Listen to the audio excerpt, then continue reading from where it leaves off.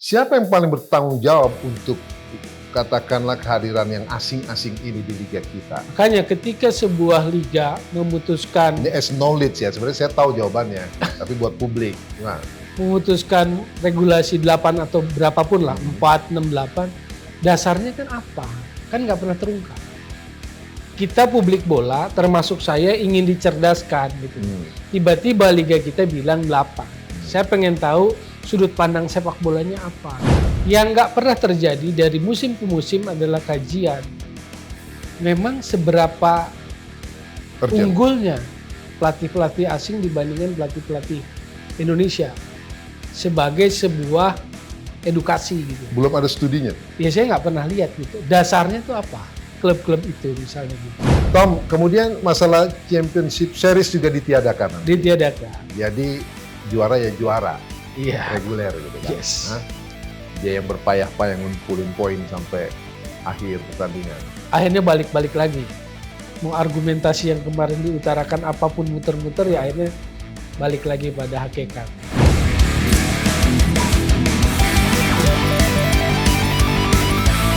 Assalamualaikum, salam sejahtera, salam kebajikan, salam prestasi. Inilah Sportify dengan podcast di Toel bersama Bung Toel.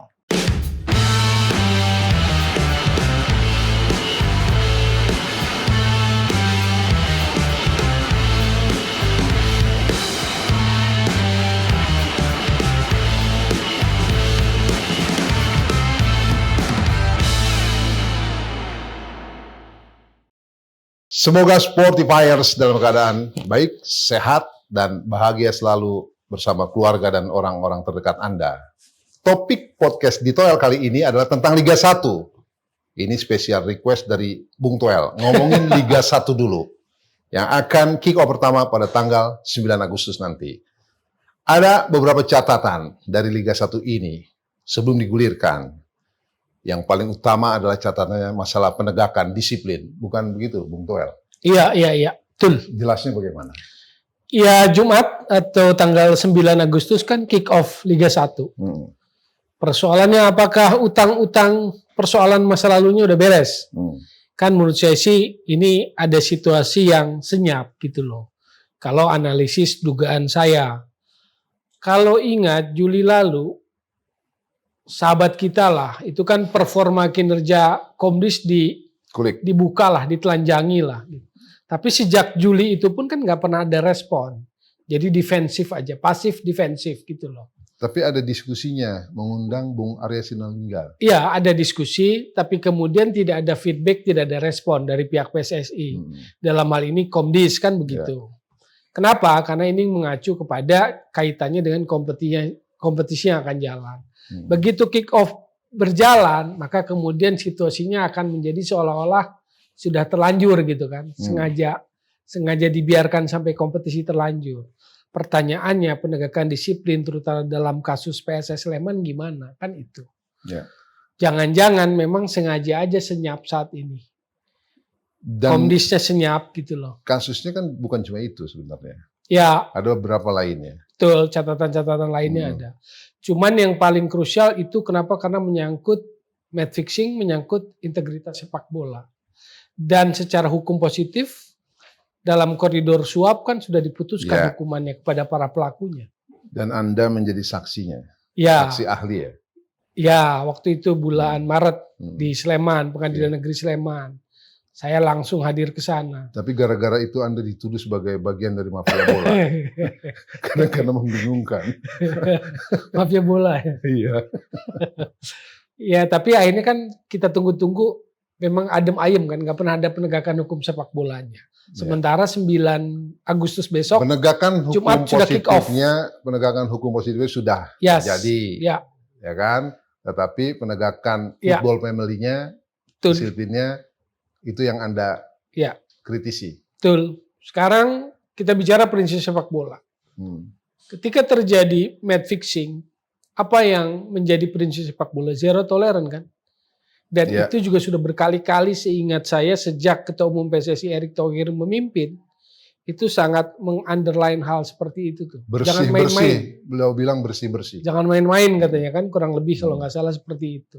Ya. Tapi implementasinya, eksekusinya menurut saya sih oleh organnya itu lemah. Jadi dengan demikian apakah nyali yang Pak Erik Dengungkan, itu sudah maksimal belum? artinya nggak sejalan tuh. Organnya nggak jalan. Mungkin jalan tapi belum maksimal, Tom. Iya, makanya saya lihat bahwa ini analisis, prediksi saya sampai tanggal 9 itu akan senyap, mungkin hanya akan ada pengumuman, keputusan hukuman mungkin akan ada, tapi tidak berupa hal yang sifatnya konkret gitu. Konkret dalam artian seperti prinsip match fixing itu sendiri, zero tolerance. Dan menjadi menarik juga, teman ngopi saya salah satunya adalah Bung Akmal Marhali, Oke. Satgas Anti Mafia Bola. Yes. Nah, saya pernah tanya sama dia, ini apa kabar ini Satgas Anti Mafia Bola? Yap. Jawabannya pun masih agak normatif dia. Artinya belum tuntas juga. Iya. Tapi bahwa ada yang mengawal, yes. Iya. Nah, itu bahasan tersendiri mungkin ya. Kita undang Akmal nanti kemari untuk bercerita tentang Satgas.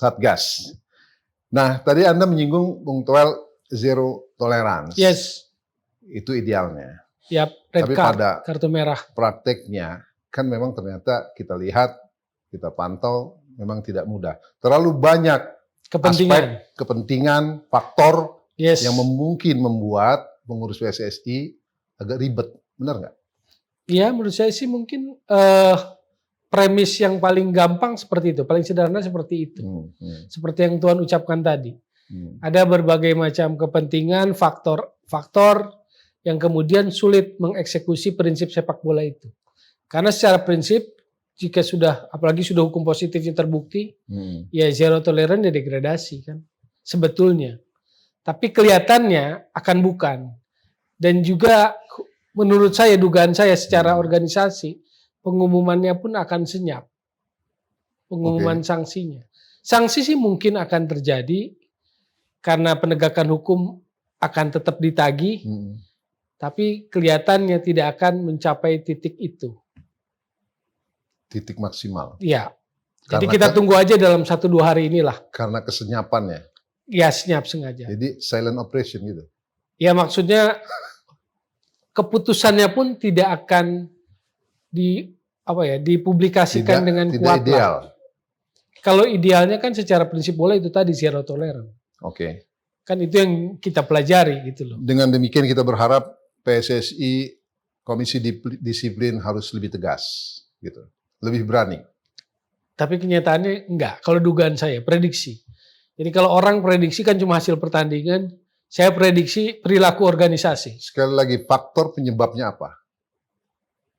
Kepentingan pasti. Kepentingan pengurus atau klub? Atau keduanya?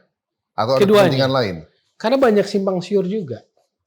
Ini kan sebetulnya harus tinggal diputus oleh komisi disiplin. Kalau secara itu kan. Tetapi banyak gosip beredar juga katanya ada satgas yang dibentuk. Walaupun kayak beredar tapi apa iya ada apa enggak gitu loh. Katanya begitu. Satgas yang terbaru masih bertugas, belum ada lagi katanya khusus untuk kasus ini. Oh. Jadi artinya itu kan gosip yang beredar melingkupi kasus ini. Sebegitu sulitnya memutuskan hal tersebut gitu loh. Jadi apa yang perlu dilakukan oleh orang yang begitu mencintai sepak bola nasional, begitu mencintai, menyukai Liga Indonesia? Jadi terima aja. Bukan, artinya integritas sepak bola di negeri kita ini memang sulit. Belum sempurna. Baru semata-mata lip service. Sempurna itu susah, tapi belum ideal. Iya. Ideal juga susah. Jadi belum apa ya? Belum apa adanya. Betul. Memang sulit juga. Calciopoli 2006 kan sebetulnya menjadi sebuah jurisprudensi lah. Gitu kan, sebuah contoh faktual gitu loh. Kejadian seperti itu. Harus banyak mulut seperti Bung Toel yang menggedor. Jangan GR Anda. Tapi ya memang harus dikawal, dikritisi. Iya. Makanya prediksinya ini akan senyap aja, tapi sebelum tanggal 9 akan ada putusan. Tapi itu pun mungkin sifatnya akan nanti muncul, ya cek aja nanti di website lah. Website PSSI. Panjang dan dalam kalau bicara tentang penegakan disiplin. Iya. Selain itu, yang ada di ranking atas masalah PR Liga Indonesia ini apa? Secara terobosan VAR dimulai dari sejak awal musim. Kalau VAR ya, oke lah, kita akan melihat bagaimana kesigapan perangkat wasit. Lalu juga keterlibatan semua stakeholder bola, pelaku-pelaku bola, termasuk para supporter. Dan ini adalah yang baru pertama semua pertandingan akan di-cover dengan VAR. Ya. Konon kabarnya ada 12 sistem yang akan mengawal itu. Dari 14 klub. unit mobile. Jadi nggak semua stadion bisa ditaruh VAR secara permanen. Kabarnya hanya ada 3 stadion yang bisa permanen perangkat VAR, di Manahan, di GBT, di Bali. Sementara stadion-stadion lainnya akan berupa unit mobile. Ya. Ada 12, jadi udah siap semua pertandingan. 18 klub. Satu pekan kan 9 pertandingan. 12 unit VAR. Mencukupi. Cukup itu. Ya, itu kan ideal 9 pertandingan satu Terus, pekan. Jumlah stadion juga Masing-masing harus 2 kan mengajukan. Harus 2 ya. Okay. Masing-masing klub sudah mengajukan. Hal-hal lainnya misalnya selain VAR adalah pelatih mungkin menarik juga fenomena pelatih. Sebelum ke pelatih. Jadi VAR ini kita harapkan memang akan membantu nanti di Liga yang akan kick off tanggal 9. Mudah-mudahan memang cukup itu bermanfaat. Ya. Siap nggak? Ya Siap wasitnya, ya pemainnya, ya penontonnya juga. Iya juga penontonnya. Karena sudah banyak contoh, baik di dalam negeri maupun luar, Iya. ada aja yang nggak terima VAR. Yes. Padahal VAR harusnya prinsipnya adalah dia memutus kontroversi. Ada poin, ada berapa poin tuh kan yang harus di... Oh iya, dia 4. Dia akan menentukan di 4 sektor, 4 area, 4 kejadian. Ya. Gol atau tidak gol, penalti atau tidak penalti, keputusan yang salah, red card atau tidak red card. Nah itu, kita tunggu nanti bagaimana VAR bekerja dan orang-orang yang di-VAR-kan menerima itu semua, termasuk supporter. Iya, menarik. Oke, kita loncat ke tadi apa? Main pelatih asing. ya? Apa? Pelatih. Oh, belum pemain asing ya? Belum. Pelatih. Ya. Tapi ada yang asing juga kan? Iya. Silakan. Dari 18 klub komposisinya 14-4. 4 lokal. 4 lokal, 14 asing. 4 lokalnya Rahmat Darmawan, Widodo Ceputro, Henry Susilo, Semen Padang, Imran Homaruri, Maluku Utara, Malut United. Ya. Rahmat Darmawan, Barito, Widodo Madura. 14 asing. Yang nggak pernah terjadi dari musim ke musim adalah kajian. Memang seberapa unggulnya pelatih-pelatih asing dibandingkan pelatih-pelatih Indonesia sebagai sebuah edukasi gitu. Belum ada studinya. Ya saya nggak pernah lihat gitu. Dasarnya tuh apa? Klub-klub itu misalnya gitu. Lebih cenderung kepada asing gitu. Iromir Seslia misalnya yang Persis Solo. Kan udah keluar masuk Indonesia berapa kali tuh. Pertanyaan saya lebihnya di mana itu kan belum pernah ada kajian. Atau siapapun lah. Wistra oke lah, kinerjanya di Borneo kelihatan gitu. Tapi beberapa yang lain kan perlu dilihat lagi. Dievaluasi ya. Ya. PSS Sleman yang tadi itu dalam sorotan spotlight soal kasus masa lalu itu ambil Wagner Lopez. Pemain pelatih asal Jepang Brazil tuh. Yang pernah main untuk Jepang di Piala Dunia 98. Jadi Piala Dunia pertama Jepang dia yang main tuh. Wagner Lopez. Tapi sekarang jadi pelatih, dia melatih Sleman. Ya. Ukuran-ukurannya lebih bagus itu apa nggak pernah ada kajian kan? Lalu kedua sama itu lisensinya. Apakah memang sesuai dengan regulasi yang pro license enggak? Temuan Anda apa, Wel? Ya kadang dari Amerika Latin kan mengklaim itu pro license, padahal kan harus diverifikasi gitu loh. Kalau Kan diskusi dengan teman-teman pelatih lokal, itu dipertanyakan juga nggak? Ya mereka mempertanyakan. Termasuk Apa kan ukurannya bukan hanya head coach aja kan, ada goalkeeper coach gitu kan. Kan di situ di Liga 1 tuh ada regulasi. Ya. Head coach misalnya pro license, asistennya minimal apa, kalau goalkeepernya harus apa gitu kan level 1 misalnya. Atau fitness coachnya harus apa gitu. Kadang mereka kan bawa rombongan juga dan kita nggak tahu gitu loh. Atau siapa sih badan yang berwenang untuk memverifikasi mereka? Secara nggak langsung, Bung Toel ingin mengatakan sebenarnya pelatih lokal kita bisa bersaing dengan pelatih asing di liga. Ya tentu kita ingin mereka bersaing gitu loh. Cuma kan medannya lapangannya juga harus benar gitu loh. Kalau lapangan itu disiapkan regulasinya, siapa yang menyiapkan lapangan itu? Siapa yang mengeksekusi regulasi itu? Asosiasi pelatih Wadah kan, ya maksudnya lapangannya ya. ya sekarang kan Wadah Liga 1. regulasi, Mereka bersaing di satu wadah itu. Tapi kan harus dalam platform yang sama. Kalau lisensinya harus pro license, ya maka harus fair pro license semua. Sekarang siapa yang memverifikasi itu? Oke, dalam Liga, hal ini, LIB, dalam hal ini atau harusnya asosiasi? siapa? Harusnya asosiasi. Asosiasi diberi kewenangan untuk mengecek itu. Tapi kan asosiasi Dia yang sekarang harus melakukan studi. kerjanya hanya kursus-kursus saja. Nggak ada yang ngawasi pula kursus. Asosiasi Pelatih Profesional. Asosiasi Pelatih Sepak Bola Indonesia. Oke, APSI. APSI. Oke. Kan kerjanya kalau kita lihat, kritikan saya kepada APSI adalah hanya kursus-kursus saja.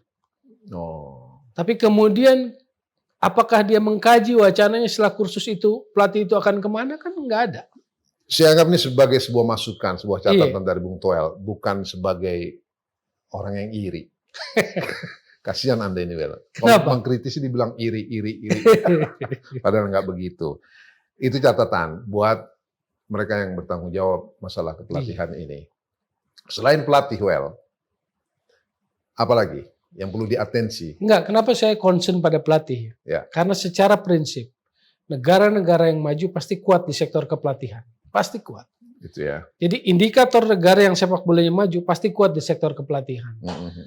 Negara favoritnya Tuan Jerman itu nggak pernah putus tuh, selalu melahirkan pelatih-pelatih kaliber, termasuk yang generasi baru sekarang, Julian Nagelsmann, usianya masih 36 kan, 36 aja udah di level itu gitu loh. Masih ada Thomas Tuchel, masih Jurgen Klopp masih ada tapi udah pensiun kan. Dia selalu melahirkan, jadi dia nggak pernah kekurangan pelatih hebat. Indikator negara yang maju sepak bolanya pelatihnya banyak pelatih top. Spanyol. Sekarang final lagi kan Spanyol di Olimpiade lawan Prancis finalnya. Juara Eropa mau juara Olimpiade lagi kan. Selain asosiasi pelatih, Wel, kalau di kepengurusan PSSI sendiri yang harus punya atensi lebih kepada kepelatihan itu siapa? Direktur teknik. Direktur teknik. Dirtek. Yes. Nah, Dirtek kita sejauh ini menurut Anda sebagai pengamat kerjanya sudah clear belum? Kan belum ada. Secara de facto belum ada. De facto. Ya, walaupun katanya kalau secara administrasi ada uang gaji yang mengalir kepada pos direktur teknik. Secara de facto belum ada. Belum ada. Siapa yang bertugas sebagai direktur teknik? Belum ada. Kemarin kan Indra Safri sempat di masa Iwan Bule. Terus ada yang datang dari luar. Itu kan beberapa bulan aja. Ini ya, percobaan atau apalah. Yang dari Jerman itu kan. Ya. Siapa namanya? Saya lupa. Saya lupa. Oh gitu ya? Iya. Harusnya Dirtek. Iya. Karena dia harus memahami itu tadi. Kepelatihan dia harus pahami. Pembinaan usia muda harus dia pahami. Jadi memahami secara keseluruhan lah kalau Dirtek itu. Ya. Kan itu tadi tujuannya. Membangun sepak bola untuk future. Cuman katanya di organisasi sekarang pos itu ada pengeluaran gajinya, ada, cuman nggak ada kan orang yang bekerja di situ. Kita nggak tahu kan itu. Lah saya dengar begitu. Silent lagi. Baik, ada lagi tentang kepelatihan Wel di liga? Ya kenapa saya ngomong itu intinya itu tadi bahwa prinsipnya kalau negara kuat dalam hal kepelatihan, termasuk Jepang aja, J-League itu beda komposisinya. 18 juga sama J-League One-nya itu. J1-nya itu 12-6 tapi kebalik. 12-nya lokal, 6-nya asing. Atau 10-8. Jadi dia komposisinya udah kuat. Siap mereka ya. Maka dia pun di tim nasional udah berani kan. Asli orang Jepang. Ya mereka siap dan terfasilitasi. Yes. Terwadahi. Jadi itu kunci. Itu pathway-nya tuh begitu. Semangat wahai pelatih lokal. Cuma kalau kita masih tergagap-gagap, masih minderan, begitu lihat boleh dikit langsung nganga, gitu ya susah. Semoga bisa cepat keadaan itu berubah. Ya. Well, sekarang nyebrang ke pemain asingnya, Well. Ini juga menarik dan regulasinya 8. Yes. Kualitasnya gimana, Well? Melihat dari Piala Presiden kemarin. Ya kalau lihat dipilih presiden belum ada yang mengesankan ya. Nggak ada pendatang baru yang menurut saya sih, oh keren gitu loh. Ya tetap aja masih David da Silva aja lah yang menurut saya sih strong gitu. Simic habis menurut saya sih di Persija gitu loh. Jadi pemain asing datang akan tambah banyak jumlahnya karena regulasinya membolehkan 8. Ya. Dari komposisi yang saya lihat juga menarik. Brasil ini paling banyak. Gitu loh. Ada sekitar 45 Brasil. Dari daftar yang sudah didaftarkan klub saya cek ada 45 Brasil. Dia paling banyak tuh. Jadi ini juga tanda tanya apakah ini memang sebuah apa namanya? Benturan. Bukan Konspirasi. bukan konspirasi terlalu tinggi itu bahasanya apa ya? Jadi semacam connection yang kuat gitu. Saya nggak ngerti. Kan pelatih Brasil juga banyak di sini. Pemain-pemain juga sangat banyak sekali Brasilnya. Dasarnya apa misalnya kalau kita tanya? Dasarnya kenapa kecenderungannya Brasil banyak? Kan nggak ada kajiannya juga. Nah, nggak ada ilmunya yang kita dapat gitu loh. Dia bicara pemain asing, pelatih asing, itu kan ada agentnya. Ya kan? Siapa yang paling bertanggung jawab untuk katakanlah kehadiran yang asing-asing ini di liga kita? Makanya ketika sebuah liga memutuskan, ini as knowledge ya, sebenarnya saya tahu jawabannya, tapi buat publik gimana? Memutuskan regulasi 8 atau berapapun lah, 4, 6, 8, dasarnya kan apa? Kan nggak pernah terungkap. Kita publik bola, termasuk saya ingin dicerdaskan gitu. Tiba-tiba liga kita bilang 8. Saya pengen tahu sudut pandang sepak bolanya apa gitu. Ya, alasan footballnya apa? Ya siapa yang paling bertanggung jawab untuk menjelaskan di kepengurusan? Harusnya kan semuanya dikonfirmasikan kepada direktur teknik. Lagi-lagi. Iya, karena bagaimanapun liga itu dibentuk untuk kepentingan tim nasional. Maka direktur teknik harus dilibatkan dalam diskusi itu. Karena kalau kita pelajari aja, contoh aja Persib. Sekali lagi jangan baperan ya, bobotoh atau siapa. Contoh Persib. Penjaga gawang asing. Center back 2 asing. Di depan 2 udah pasti asing tuh, da Silva. Satu lagi di gelandang pasti 1 asing gitu. Jadi pemain kita, sorry to say, kalau kita mau pakai peran utama, tadi kan peran utama semua tuh. Iya. Kerangka tim, tulang punggung, kan dibilangnya kan, iya kan? Berarti pemain pembantu semua lah pemain kita kan. Peran pembantu semua kan. Kalau bicara filosofi lebih tinggi lagi, Soekarno dia bilang apa? Perjuanganmu melawan bangsamu sendiri. Jangan jadi kuli nation, jangan jadi bangsa kuli. Perjuanganmu adalah melawan bangsamu sendiri. Itu terjadi di sepak bola. Iya, kalau kita mau lebih filosofis lah. Saya takut dianggap membesar-besarkan. Tapi kan kalau kita lihat faktanya kayak begitu, key playernya itu semua. Memang idealnya kehadiran yang asing-asing ini, pemain asing, pelatih asing adalah orang yang lebih baik dari yang ada. Ya, harus signifikan. Katakan dari yang lokal. Ya. Dan kalau bisa, kalau itu butuhnya banyak, dia adalah pemain kunci. Ya kan? Katakanlah begini, kiper, belakang, tengah, depan. Itu semua dong, tulang punggung. 4, katakanlah. Oh gitu. 4. Nah tadi kan Anda bilang sampai boleh 8, bukan regulasinya kan sampai 8. Ya, berarti 6 yang boleh main. Nah, 6 yang boleh main. Berarti kan lebih lah kalau bicara kiper, depan, tengah, belakang. Oh iya makanya. Center back itu dua-duanya asing pasti. Ya, menarik. Sementara kiper, makanya kan kajiannya harus dipikir. Nah, saya ingin dicerdaskan dengan kajian-kajian itu gitu. Kenapa musim ini jadi 8? Karena apa? Alasan sepak bolanya apa? Alasan ekonominya apa? Alasan bisnisnya apa?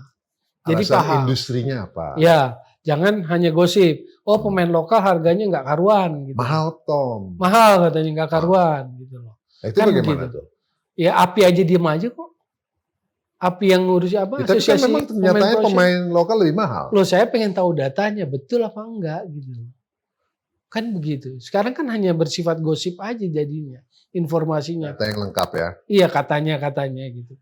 API sendiri yang katanya membidangi pemain profesional kan nggak ngomong. Ketika tiba-tiba regulasi seperti ini dia nggak bicara apapun gitu. Jadi kalau ada yang bermain dalam masalah kehadiran pemain asing dan pelatih asing ini siapa? Agent? Terus? Ya dengan klub juga pasti bisa. Okay. Lalu di dalam juga. Karena kalau kasusnya begini, kan ada manualnya tuh. pemain misalnya dari wilayah CONMEBOL dari Brasil misalnya minimal di Liga 3 atau Serie C. Nah ini kan ada kasus tadinya cuma Liga 4 Serie D, dipindahkanlah klub gitu loh, hanya hitungan berapa minggu udah bisa pindah. Jadi ada permainan itu gitu loh, permainan administrasi aja. Jadi kualitasnya kita akan tanya kan, apa betul gitu. Ya. Kan kalau dari Afrika misalnya liganya Liga 2, pada kenyataannya tuh pemain dari Liga 3.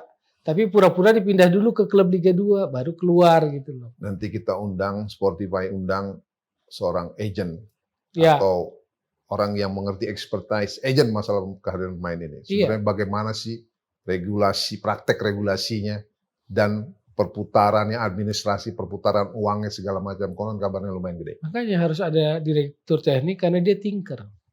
Teknokratnya sepak bola. Jadi kalau Tuan LIB, Tuan nggak bisa serta-merta semena-mena bikin peraturan. Dia harusnya berkonsultasi dan teknik. Lalu kepentingan timnasnya? Kata kuncinya adalah transparansi. Jangan cuma didinabobokan begini. Regulasi menyebutkan satu pemain U22 harus starter 45 menit minimal.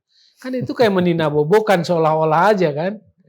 Jadi kayak gugur kewajiban gitu loh. Tapi kajian mendalamnya saya nggak dapet gitu loh. Baik, dalam dan panjang juga nih Tom. Tom, kemudian masalah Championship Series juga ditiadakan nanti. Ditiadakan. Jadi juara ya juara, iya. Reguler gitu kan. Yes. Dia yang berpayah-payah ngumpulin poin sampai akhir pertandingan. Akhirnya balik-balik lagi ya. Mau argumentasi yang kemarin diutarakan apapun muter-muter ya akhirnya balik lagi pada hakikat. Pada jalan yang hakikat. Oh, benar. Bukan nggak benar, Tom. Benar. Iya. Tapi cuma mungkin kurang tepat aja kali. Kalau belum dialami nggak percaya, harus muter dulu. Masalah kepatutan dan kepantasan.